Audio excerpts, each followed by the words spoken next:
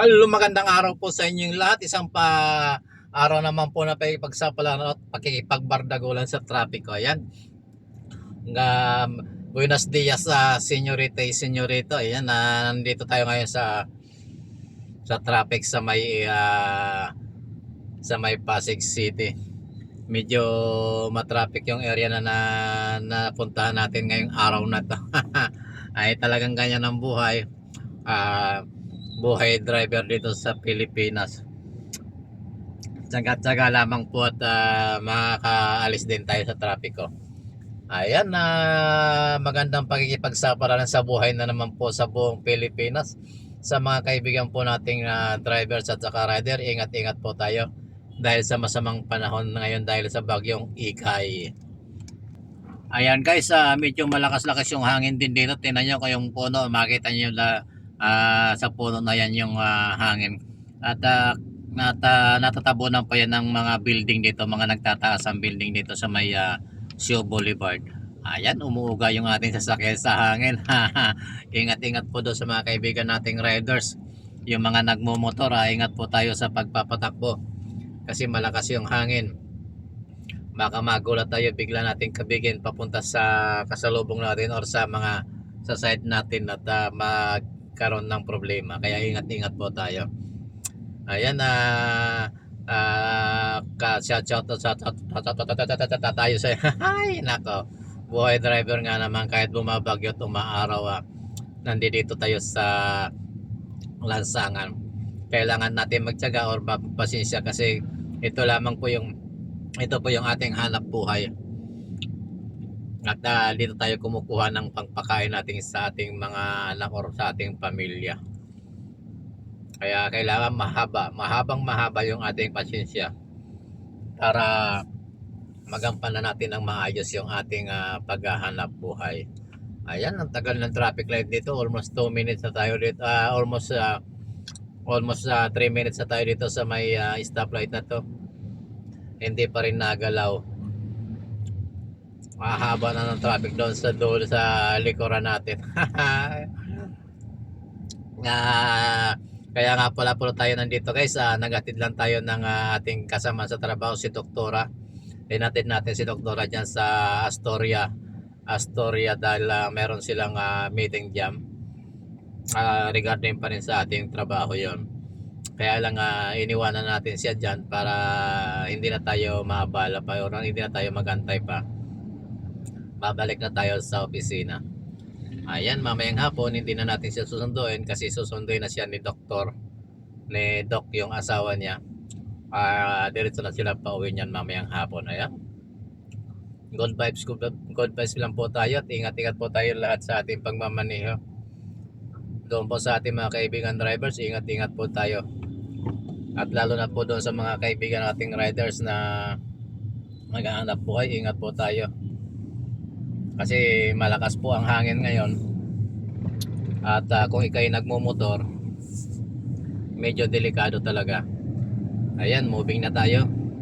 At least pagkatapos na 5 minuto ay nag-go signal din yung traffic light. Nakatawid na po tayo ng San Miguel Avenue dito sa Sio Boulevard. Ayan naman si Takilang Taxi naman hindi malaman kung saan pupunta. Ayan, dito na po tayo yung sa may crossing ng papunta ng Ortigas. Tayo po ay dadaan sa EDSA. Ayan, yung tulay na po yan, diretso po yan ng yung nasa kaliwa natin, tulay po na diretso ng Kalintong. Pero hindi na po tayo dadaan dyan kasi hindi naman tayo nagmamadali.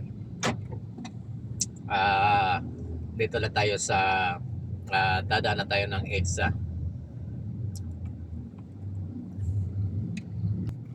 Ayan, medyo mahaba-haba talaga ang traffic po dito, lalo na pagpapunta kayo ng EDSA Sio Boulevard. Nandito na tayo ngayon sa may Shangri-La Plaza, Sio Boulevard at EDSA. Tsaga-tsaga lang tayo dito sa traffic. Talagang ganyan ang pakikipagbardagulan sa trapiko. At mabuhay ang Pilipinas. At sana po walang masaktan doon sa nangyayaring bagyo sa Cagayan doon sa north. Kasi doon po tumama yung mata ni Igay. Ay nako, buhay driver, buhay traffic sa Metro Manila. Tapos sisingit pa yung motor na ganyan. Ayan. Sumingit si motor. Ayan, traffic.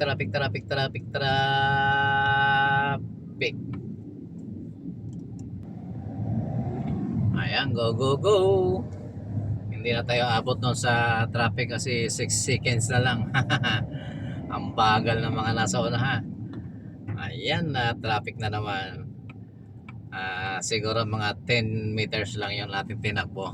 Stop na naman tayo rito sa ilalim ng tulay ng MRT station na Shaw Boulevard or Mandaluyong City. Ayan, antay-antay tayo ng 1 minute mahigit or 1 minute and a half.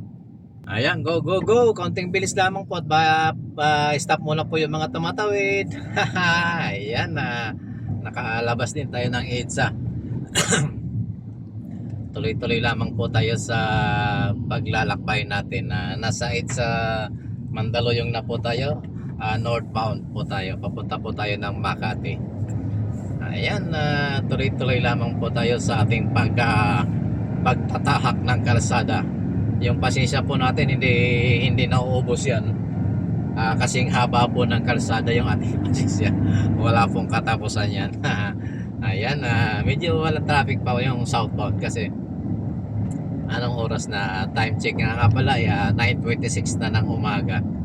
Back to office na tayo dahil malapit lang yung ating hinatiran kay doktora, kaya mabilis lamang po tayo nakabalik. Almost kung walang traffic ay kuha po ng 26 minutes yung travel na yun. So siyempre alam mo naman kapag walang traffic hindi excited yung walang excitement yung pagka-travel natin. Kasi yung traffic, kakipat na ng traffic yung buhay ng Maynila. Ayan, pasaway pa to si Joyride. Shout out sa Joyride. Pasaway yung rider mo.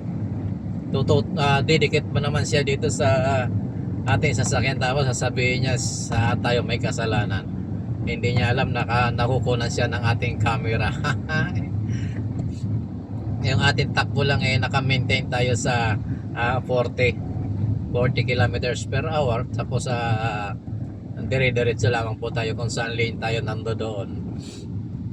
Ayan, shoutout sa mga driver na basta-basta na lamang lumilikot, sa mga riders natin. Ingat-ingat po tayong lahat. Ayan, nandito na tayo sa Bune Station, MRT Bune Station. Nasa Mandaluyong pa rin.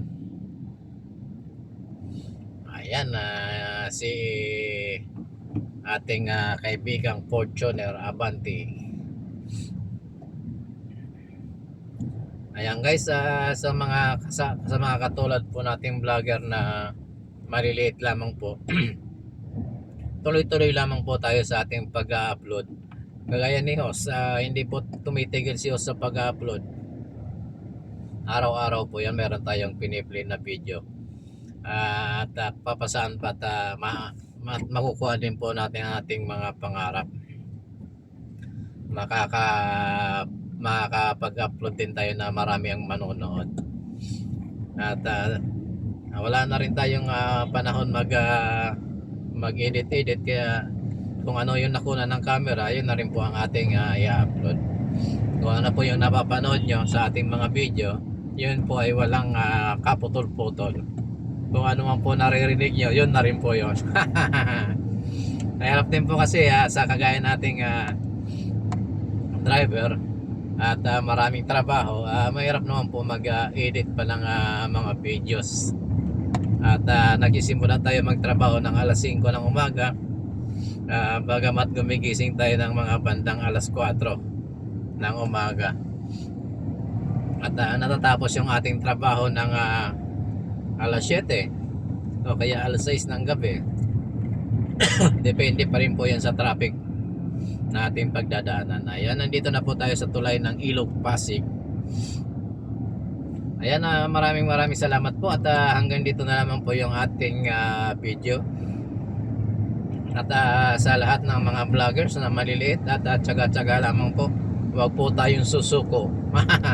Hindi natin kailangan sukuan yan kasi hindi naman na kumbaga huwag niyong kalilimutan lang yung pagtatrabaho. Habang nagtatrabaho tayo nagbablog tayo, tuloy-tuloy lang tayo. Basta kung ano man yung ibigay ng Panginoon, tanggapin po natin hanggat kaya natin yan na tuloy-tuloy lang po ang pagbablog natin. Maraming salamat po at enjoy po tayong lahat sa ating ginagawa sa araw-araw at pagpalain po tayo ng Panginoon at ingatan sa lahat ng oras. Bye bye po, love you all.